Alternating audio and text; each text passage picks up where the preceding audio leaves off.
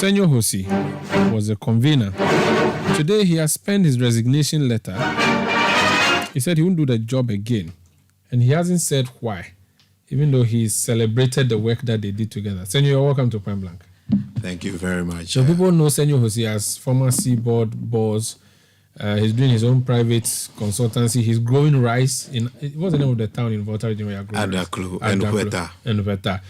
So he's doing a number of things, but he's also the guy who led the team that built the hospital, the COVID-19 infectious disease center at the Guy's hospital. But now he's been doing bondholder business. Why have you quit your job? You are working for the people, doing it, which is what you like to do. You have One Ghana movement, working for the people. Why have you decided to quit? Or are you following Cecilia Dapa? Maybe I should also be a houseboy to help. Well, it's been a journey, Umaru. This is not a full-time job, but it demands full-time attention. And I have sacrificed 7 months of my time, energy, and resources towards this particular cause, which I believe in. I respond very negatively to bullies. And the same way I responded to COVID, which I felt was bullying humanity and my country, the same way I respond to things that I think are in some form economic bullies. But it's a time to develop things, a time to set things right, and also a time to move on. We set up the forum and always had in mind that there'll be a time to move on.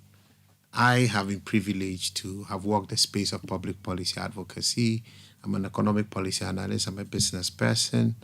I've advised people on various investments from time to time.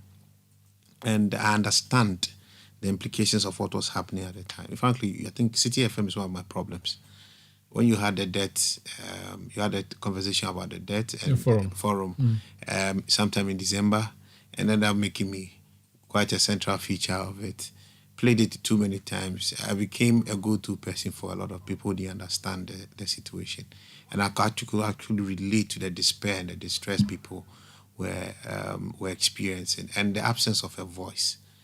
I understand the workings of public policy, and I knew that that voice could only be heard through a collective action, and took the initiative with other friends to organize people for them to harness the potential of that collective power. And I think that has been brought to light. I initially didn't intend to lead the entire advocacy, but really to organize them, because I have lobby experiences from the chamber and all that. So we did that, but still realized that the skill will be required going forward, which I brought to bear. And with the structures we've put in place, I want to believe, and the successes we've clocked now, we've practically cleared almost payments for almost everyone. We've improved payments for those, we've improved the terms of the DD for those who decided to sign. At the beginning of the offer for individuals, people are going to lose 50% of their wealth. We're able to change that to 19% loss and 33% loss. And for others, created a policy option that is defensible, both legally and also affirmed in policy, for them to actually retain 100% of their investment. And for those people, we do not just achieve that and get pronouncement by the president in parliament, by the minister, get government to officially write it, advocate fiercely for it. We actually proved that it was possible to make sure everybody's payment was received. With the liquidity challenges that have been there, we've also come up with a structure, which I also led together with my colleagues. And we've signed an MOU with government to have that implemented. That may happen sometime in September. But the nuances of this job is quite daunting. I've not had a life. I'll come back. So tell me about the life. This is Point Blank on Eyewitness News. My name is Umaru Sanda Amadu. My guest is Senyo Hosi. He just resigned as convener of the Individual Bondholders Forum Ghana. He's just cataloging for us the things that they did together when they formed that forum. But now he believes it's time to put the job down. So you were saying that it has been taking a toll on you. It has, not on myself, my business, because I've not paid it the right attention. Of course, when you take governments on, it has implications on your person, it has implications on your business. And honestly, managing the interests of all these 300,000 people is quite a big ask on anyone. It's a calling. It's something you must respond to in real service. And you must have the time committed to it. At this juncture, I just realized, and I've informed, this is a conversation that's been going on for about a month or so, that I am really bending my businesses and its attention by my absence, prioritizing this particular interest. Because when you wake up in the morning, you see 300,000 lives that are affected. You meet people in the streets and they tell you about their harrowing stories, how desperate and how much in distress they are. You have a responsibility to really walk them through. At this juncture, look, Umaru, everybody's principal and coupons are paid, at least at the date of advising the conveners of my formal resignation. I'd already indicated I wanted to, when I actually clear this particular part. I'm hopeful that we would have a good replacement soon, and that should be announced in a couple of days. So you're not leaving because of any fight with anybody on the committee? There are always fights in big groups like this. That's why I use the word pain. There have been even instances of quite some hurt and pain because of the way some people have conducted themselves. Umaru, I don't have my skin in the game directly. No. I don't carry any of the bonds that I exposed to the DDE. What I carry, I never talk about. I don't fight for it. It's a call and then a conviction, an honest conviction that I pursued because I could relate to their lives that were at stake, Umaru. So you expect that those who are really exposed should show stronger commitment. To be honest, it's one of my major disappointments. And I think it reflects where we are as a people and as Ghanaians. And it also creates a very bleak future for us as a country. Because the middle class is so apathetic and so aloof. And I think the middle class is too inward-looking. The sense of sacrifice for another is weak because everybody is thinking of how to protect their skin. See a lot of people who just get paid. When they get paid, they run out of the group. People to even contribute sometimes is quite a difficult thing because people in Ghana, we want everything but want to give almost nothing. So that's want to always get something or to sacrifice anything. It doesn't help us as a country. It doesn't help the psyche. That's why people don't want to rise up and defend that which is right because it's happening to somebody else. It only matters when it's happening to them. I think that it's a wake-up call to all of us to respond to that call of nationhood, to fight for that which is right and that which is fair, not just for ourselves, but also for our kith and kin, our brothers, and our fellow citizens. Because the future of Ghana is embodied in our collective commitment to the cause of our country and that which is just and right. But the middle class, which is supposed to carry us along, you see that weakness. And I don't know if it's years of fear that we've got politics to really drive, or it is a political patronage environment that we have that has really gotten people to become relatively timid. People shout and scream when you can't see them. So you go to social media, people insult anybody, put them in front of anything, they are running away. It means you don't even believe in what you say. Getting people out there sometimes have been difficult. And I'll be honest with you, sometimes it felt like a lonely journey. Very, very lonely journey. Even people making contributions towards their own good, to even pay legal fees, were difficult. I'm telling you. They don't want to lose anything. But they want to get everything. You understand? And I'm just wondering, how can you be crying more than the bereaved? You see, and it's just symptomatic of what we really are as a country.